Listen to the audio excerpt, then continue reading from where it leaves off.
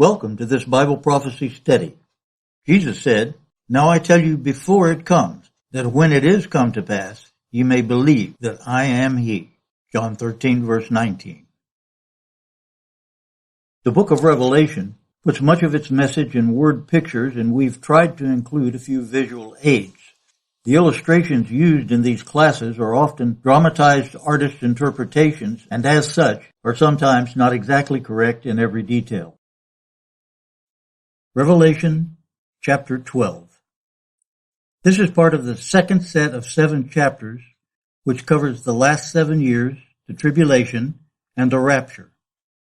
Chapter 12. The church in tribulation. Verse 1. The two main characters of this chapter are a woman clothed with the sun and the moon under her feet, and upon her head a crown of 12 stars, and a great red dragon, having 7 heads and 10 horns. Both of these wonders are appearing in heaven. So this is more or less a spiritual look into things that will happen during the end. Verses 4 and 5. And the dragon stood before the woman which was ready to be delivered, for to devour her child as soon as it was born. And she brought forth a man-child, who was to rule all nations with a rod of iron. And her child was caught up unto God and to his throne.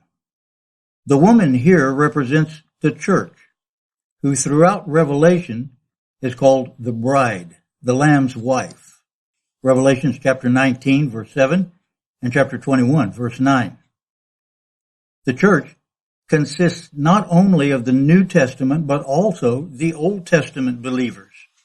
Moses and the children of Israel are called the church in the wilderness in Acts chapter 7, verse 38.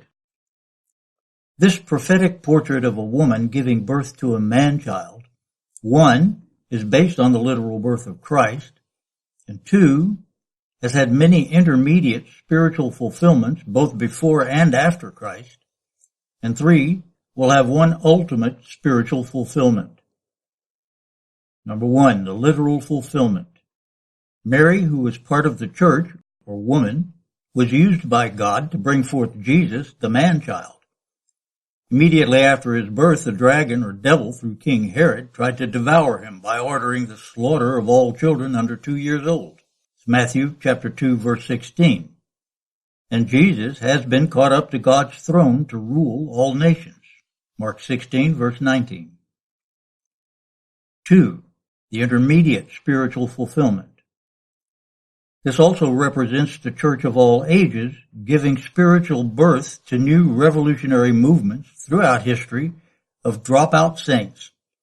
They overcome the world by dropping out of the established religious system and becoming as little children, that they might enter the kingdom of heaven, suffering that they might reign with Christ. Matthew chapter 18, verse 3, 2 Timothy chapter 2, verse 12, and 1 John chapter 5, verse 5.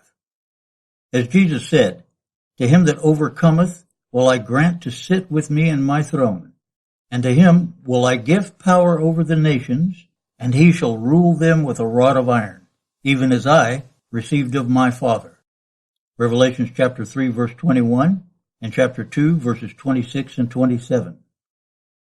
Number 3, the ultimate spiritual fulfillment.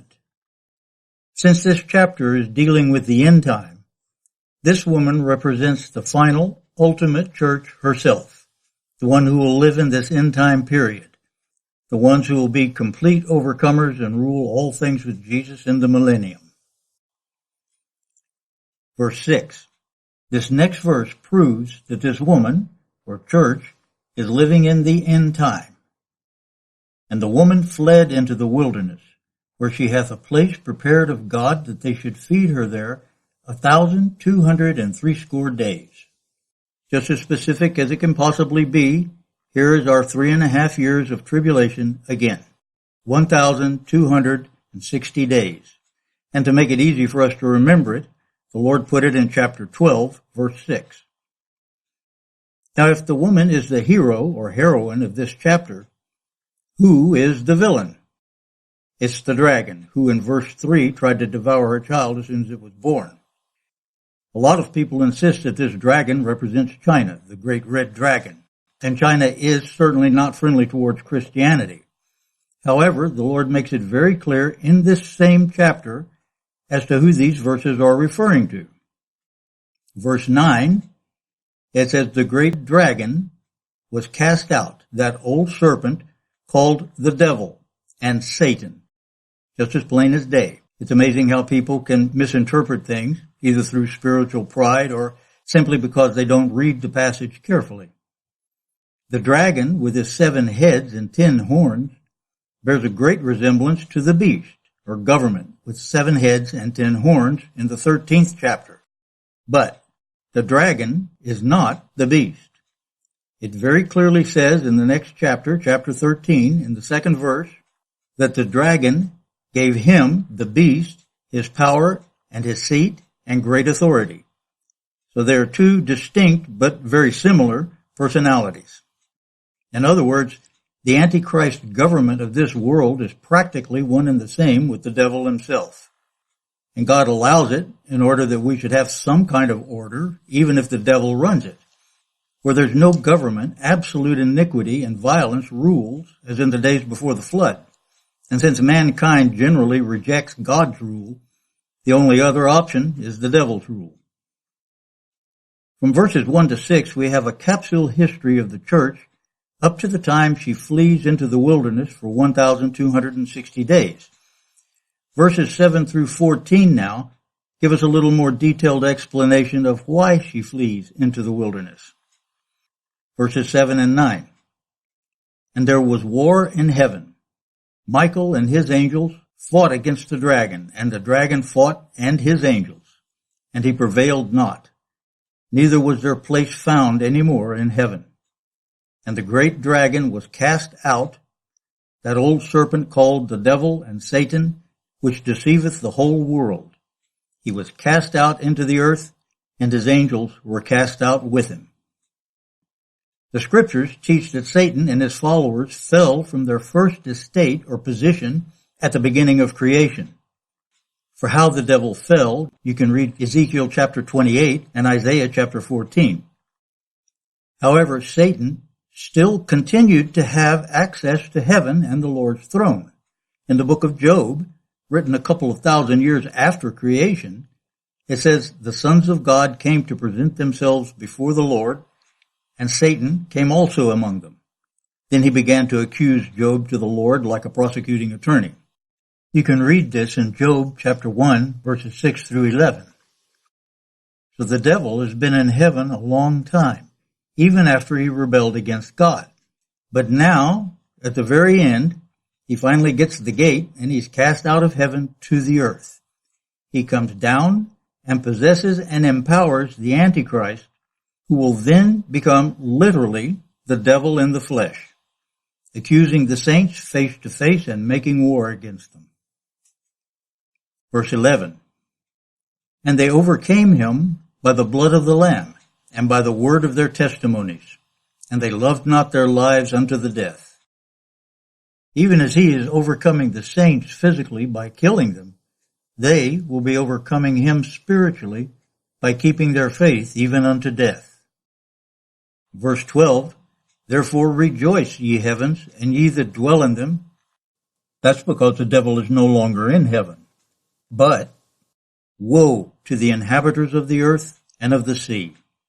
For the devil is come down unto you having great wrath, because he knoweth that he hath but a short time, only 1,260 days. Verses 13 and 14.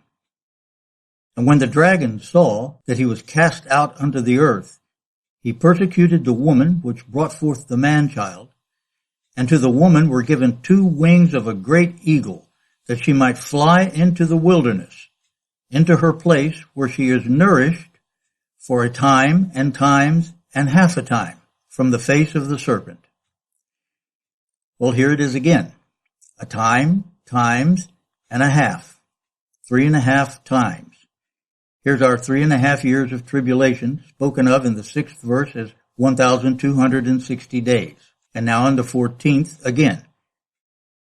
Is God going to care for and nourish or feed his church during that terrible time of tribulation?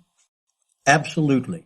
Even if he has to drop manna out of heaven or cause angels to feed us, as he did for the children of Israel and many of the prophets in their wildernesses. This wilderness may be some specific location, such as the rock city of Petra, or a lot of different places. But more than likely, though, it represents the total separation of the church from the systems of the world during these last few years. Many will become martyrs and die for their faith to be a witness to others, but God will care for the church, and there will still be multitudes to meet Jesus when he returns. Verse 15.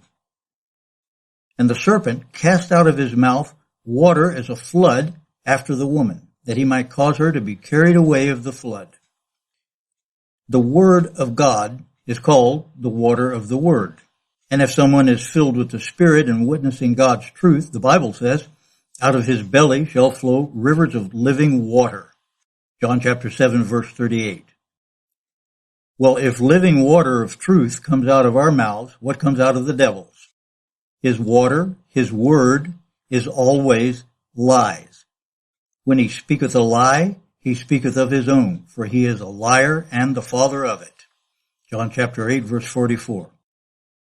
So he casts after her a flood of lies, lying propaganda, to try to swallow her up. And believe you me, an awful lot of Christians have already just about been swallowed up by this deluge of lies.